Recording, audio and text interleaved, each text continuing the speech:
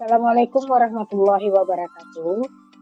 Kami dari kelompok 9 yang beranggotakan saya, Feni Ismayanti, dan rekan saya, Tresia Pak Pahan, ingin menyampaikan hasil diskusi kami yang berjudul Problematika Guru di Sekolah dalam Perspektif Supervisi Pendidikan. Dengan dosen pengampu, Bapak Dr. M. Jaya Adiputra, SSI, MPD. Dimana daftar isinya adalah yang pertama pendahuluan, yang kedua problema guru dalam keterampilan mengajar, yang ketiga problema guru dalam motivasi kerja, yang keempat problema guru dalam kepuasan kerja, yang kelima kesimpulan. Pendahuluan.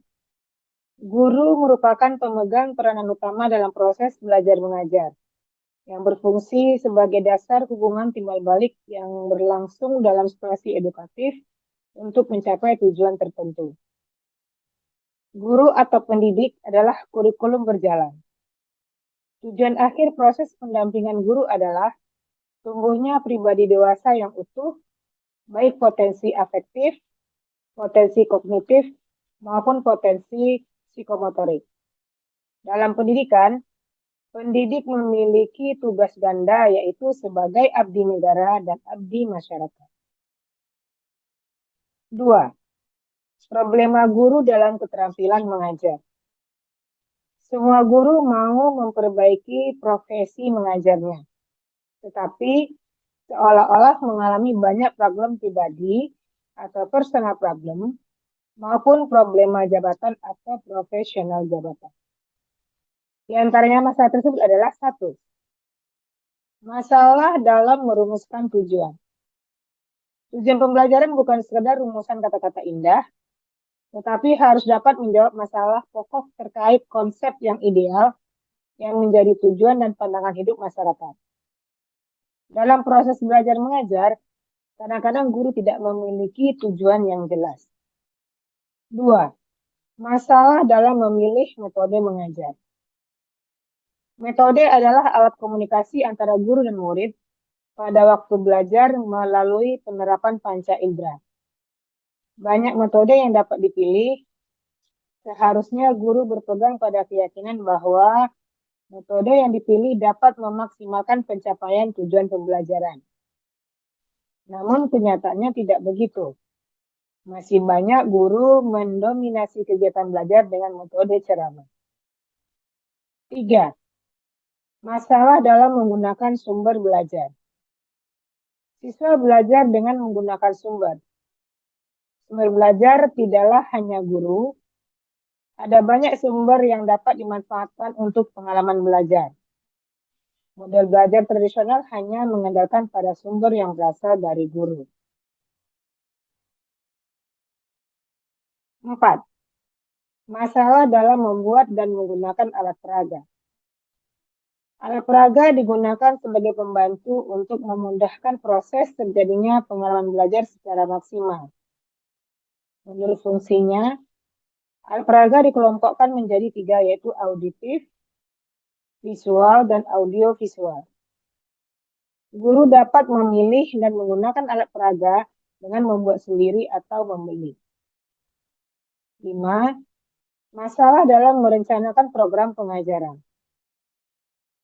Program pengajaran hendaknya dikembangkan berdasarkan kurikulum dan ditulis dengan sistem dan format yang disepakati bersama oleh seluruh guru, sehingga memudahkan kepala sekolah untuk melakukan pengecekan dan penilaian. Selanjutnya akan disampaikan oleh rekan saya, Tresia. Silakan, Tere. Baik, Ibu, terima kasih. Pembahasan selanjutnya yaitu mengenai problema guru dalam motivasi kerja. Dalam hal ini, peningkatan mutu pembelajaran dan profesionalisme guru dalam kinerjanya berkaitan erat dengan keefektifan layanan supervisi. Maka diharapkan supervisor mampu mendorong guru untuk meningkatkan kualitasnya dengan peningkatan motivasi kerja. Yang pertama, menurut Olivia, observasi kelas dan wawancara supervisi pada hakikatnya dapat menyebabkan berbagai bentuk kecemasan atau ketakutan terhadap guru, bahkan dapat membawa dampak pengalaman traumatik terhadap beberapa guru. Selanjutnya kajian dari Negley dan Evans. Dari hasil penelitian yang dilakukan menunjukkan bahwa guru merespon dan mempunyai sifat yang terbuka terhadap supervisi, bahkan guru membutuhkan supervisi untuk meningkatkan kinerjanya. Dalam melakukan supervisi, kepala sekolah biasanya memakai teknik wawancara atau dialog seperti yang pertama, apa masalah yang dihadapi? Dalam hal ini, kepala sekolah memancing guru untuk terbuka menyampaikan permasalahannya. Yang kedua, apa ide yang dimiliki dalam menyelesaikan masalahnya? Kepala sekolah menggali ide-ide dari guru terkait pemecahan masalah yang sedang dihadapi. Yang ketiga, mengemukakan solusi untuk guru membantu menyelesaikan masalahnya. Di sini kepala sekolah memberikan beberapa alternatif solusi. Yang keempat itu memecahkan masalah. Kepala sekolah memberikan kepercayaan pada guru untuk memilih solusi yang terbaik. Yang selanjutnya itu menerapkan supervisi kelompok berupa rapat, workshop atau seminar. Di sini melakukan pemecahan masalah bersama-sama antara kepala sekolah dengan guru. Pembahasan selanjutnya adalah problema guru dalam kepuasan kerja. Tujuan supervisi terhadap guru diantaranya yang pertama, membina dan membantu guru dalam mengatasi berbagai masalah sehingga dapat meningkatkan kualitas guru dalam bekerja, memberikan kepuasan kepada guru karena permasalahan-permasalahan yang terjadi dapat terpecahkan. Berikut adalah problem guru dalam kepuasan kerja. Di antaranya membantu guru-guru yang pertama dengan kondisi belum berpengalaman. Di sini biasanya guru memiliki ciri-ciri pemalu, canggung dalam bergaul, tidak merasa aman dalam melaksanakan tugas. Bantuan yang mungkin bisa diberikan itu memberikan kepercayaan diri dan tanggung jawab yang diyakini mampu dilaksanakan. Yang kedua itu tidak hadir. Biasanya mengatasi masalah ini adalah sistem guru piket, tapi yang terpenting adalah bagaimana menciptakan sekolah yang menyenangkan, di mana semua guru saling membantu tanpa ada rasa keberatan. Kurang efektif biasanya disebabkan karena mempunyai kelemahan-kelemahan sehingga menjadi introvert, bahkan terjadi tindakan menyimpang. Untuk mengatasi ini digunakan teknik percakapan pribadi agar guru mampu mengenal dirinya, agar dapat memenuhi kebutuhan yang tidak terpenuhi. Superior di sini maksudnya adalah guru yang sangat berhasil dalam pekerjaannya karena menggunakan berbagai macam cara dengan baik sehingga dijadikan sebagai contoh. Terkadang dapat menimbulkan rasa ingin dipuji dari orang lain menjadi iri.